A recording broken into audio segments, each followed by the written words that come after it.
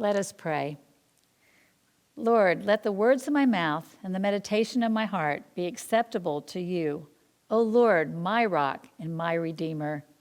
Open the eyes of our hearts this day to see who you really are, that we might confess to the world that you are the Christ, the way, the truth, and the life for us all. In your name we pray. Amen. So during a pandemic, it helps to find things to do that bring you joy. One thing that Randy, my husband, and I enjoy is getting together with my daughter, Casey, my son-in-law, Mickey, and our grandson, Logan. We get together for dinner, and we like to play games.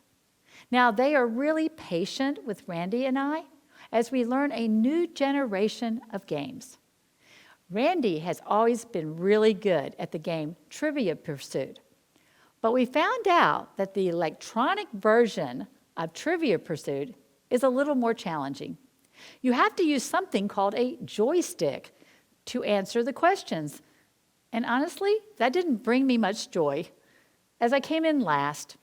But I enjoyed using it to make my person on the screen jump up and down and cheer anyway. The next time we got together, we played a simple trivia game called I Should Have Known That. And the question put to me was, what holiday do Christians celebrate the crucifixion of Christ? Now, I must have been suffering from pandemic fog as I answered Easter, when the answer was clearly Good Friday. How embarrassing for a pastor to get that answer wrong, even if it's just playing a game.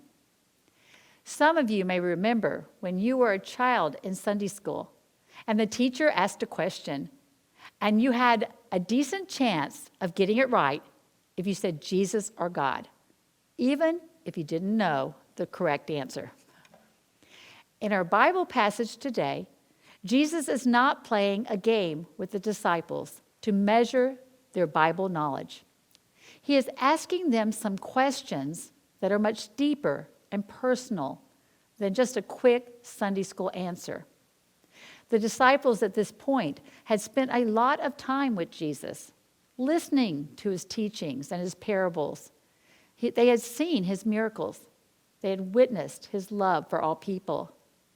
Jesus wanted to know how this experience had impacted their lives. Did they really get who he was? Had their perception of Jesus moved from just head knowledge of the facts to heart knowledge of their relationship with him? Pastor Josh shared last Sunday about Jesus' call to Peter and the other fishermen to come and follow Jesus. This call to discipleship was an invitation to participate in the life and ministry of Jesus. However, the question, "But who do you say that I am?" was an invitation to confess who Jesus was to them personally. Peter's answer to Jesus wasn't a guess to a game show question, but an authentic confession of what Peter strongly believed to be true. Let's look a little closer at this event that was considered a turning point of Jesus' ministry with his disciples. First, let's look at the context. It was a very unusual context, Caesarea Philippi. What a strange place for a Jewish rabbi to take his students.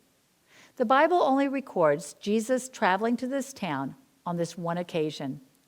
Why would he intentionally take a 14-hour walk, about a 30-mile journey, away from the region of the Sea of Galilee, where most of his ministry took place?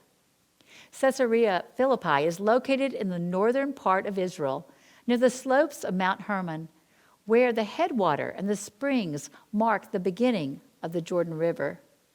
The city was once the center of Baal idol worship, and most of its inhabitants were Gentiles. There were various pagan temples in the city.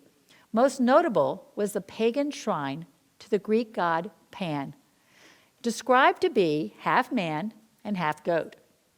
This place was so much like the world today in that people may worship all kinds of things, but have no clue as to who Jesus really is.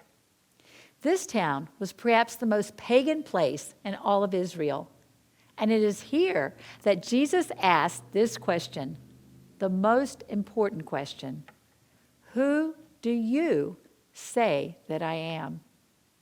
This question was not a theological exam or a biblical pop quiz. It was a personal question that required a commitment on their part. Peter, who was the unofficial leader of the 12, spoke up first, which he often did with passion, sometimes with the right response and sometimes with the wrong response. But this time, Peter gets it right. He gives the God-revealed response. You are the Christ, the Son of the living God. What does it mean to say that Jesus is the Christ?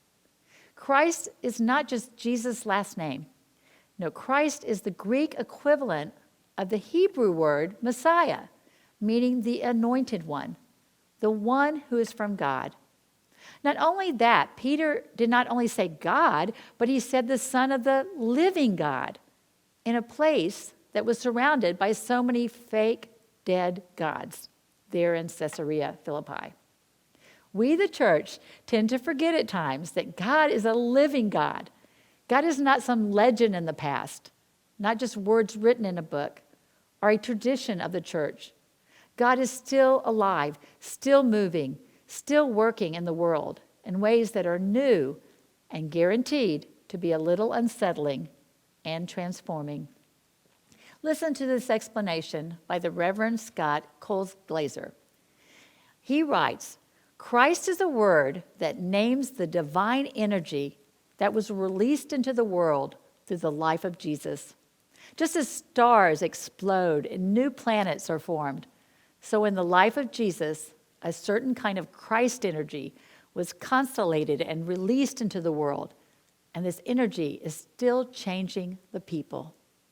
This is nothing less than the energy or presence of God. Compassion exploded into the world through the life of Jesus. Unconditional love and inexhaustible grace was released into the world through the life of Jesus. Creative, transforming, inspiring goodness was released into the world through the life of Jesus. So much so that I like to think of Jesus as a Christ burst, a burst of God energy that continues to shape the world, one heart, one person, one community at a time.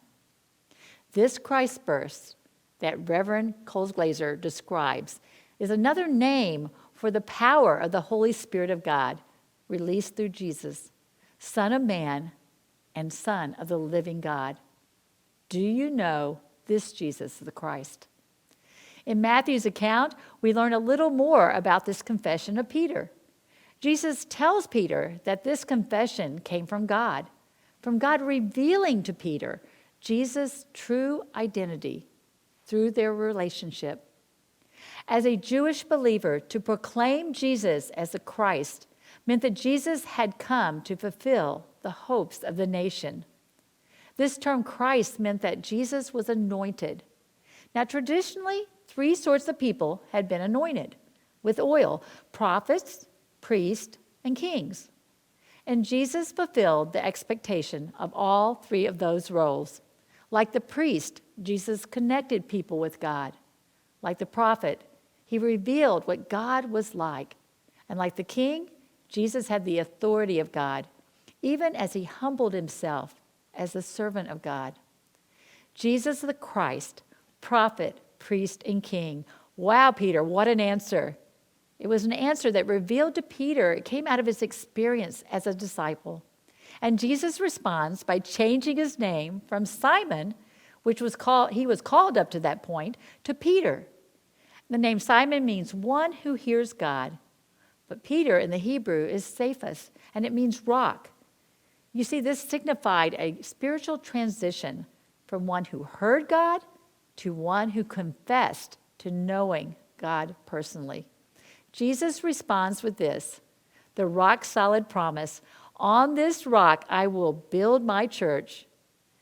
It is interesting that while the gospel writers, Mark and Luke, both tell versions of this story, it is in Matthew's account that includes the blessing of Peter and the talk about the church. Literally the term ecclesia, which means the ones called out. The church's purpose would be to carry on the mission of Jesus in the world. Now, it may surprise you to know that Jesus doesn't talk much about church in the gospel accounts. Matthew's the only one who even mentions the term for church. The true church is not a building, but people that are called out of this world to assemble together under the banner of Christ for God's divine purpose. Jesus is building this church on people like Peter, who not only confess their belief in Jesus, but they commit to live and love like Jesus as disciples. And here is the battle plan. Jesus said to Peter, "The gates of hell shall not prevail against it."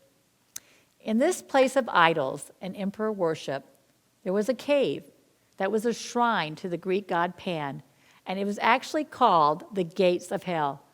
It was believed to be a doorway to the spiritual underworld. It was in this setting that Peter made his confession.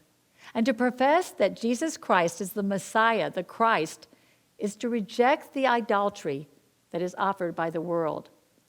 Now, I am married to Randy, who has owned a fence company, and he tells me that gates are there to protect.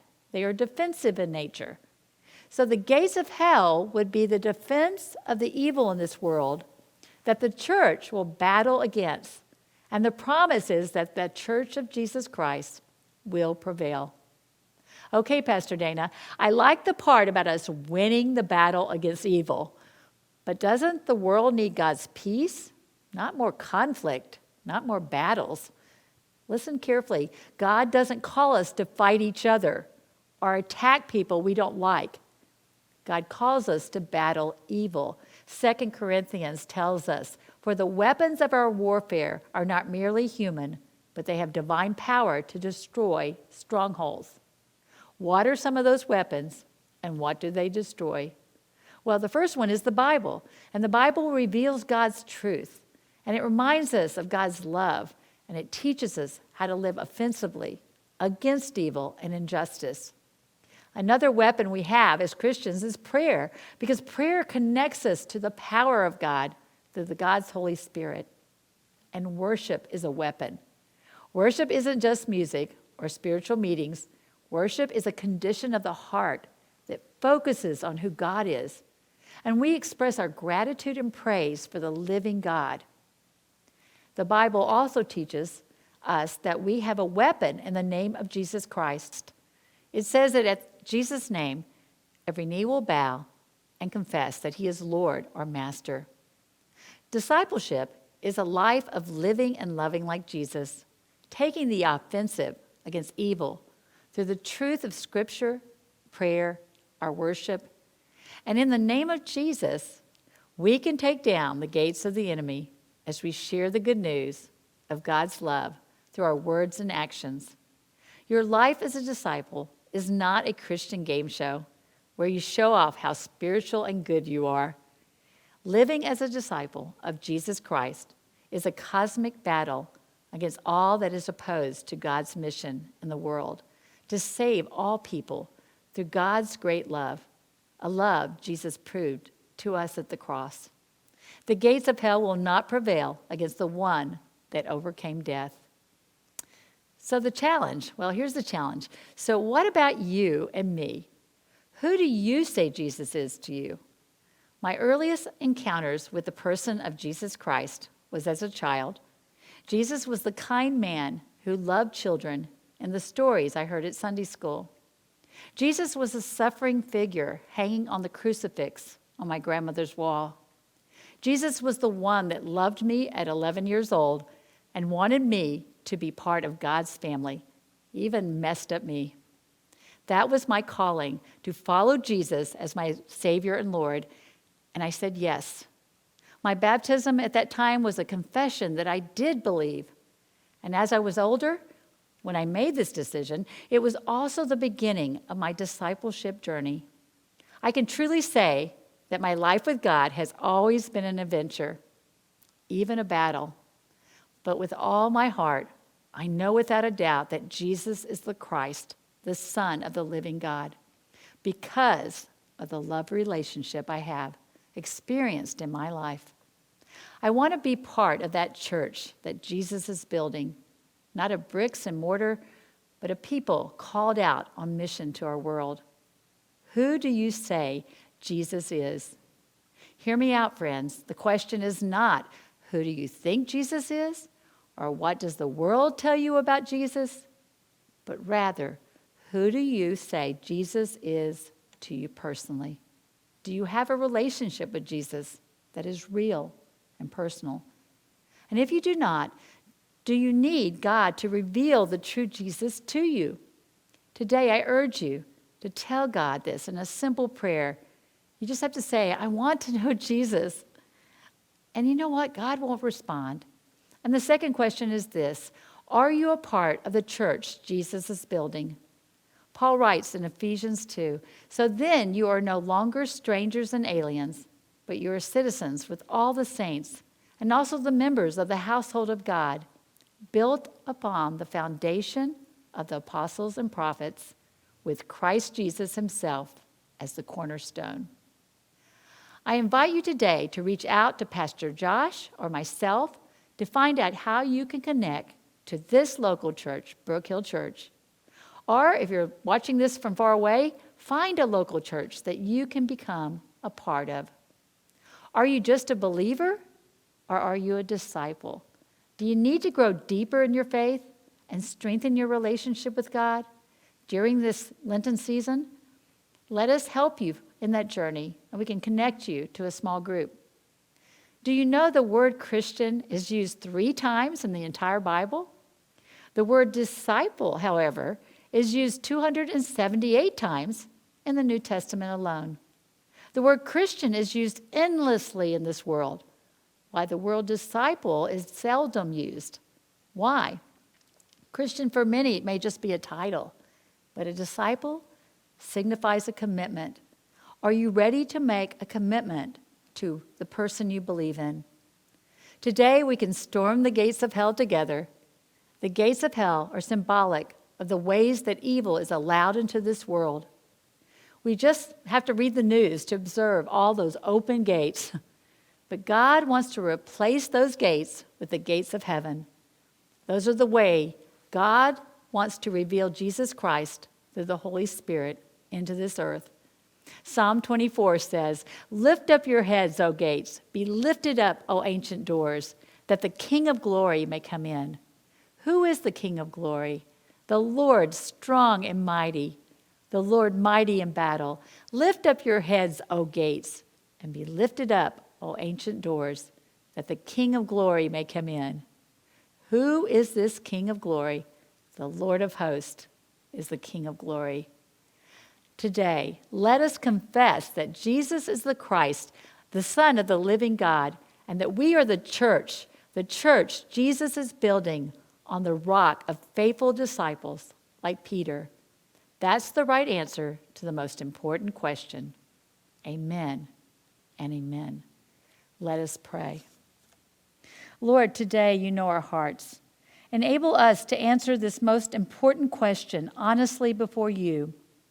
If there is someone who wants to know you, I pray that they would call out to you in prayer and ask you to forgive their sin and come into their life to transform them into a disciple of Jesus. I pray that those who are disconnected from the church would find a way to be connected and to become committed members of a local church. I pray that those of us who say we believe might have the courage to confess our faith before others. We thank you for the truth of who you are and the power we have in Christ to overcome whatever the gates of hell are in our life. We can release the gate of your healing and your transforming presence into this world.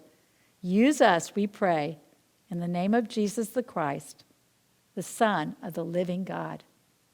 Amen.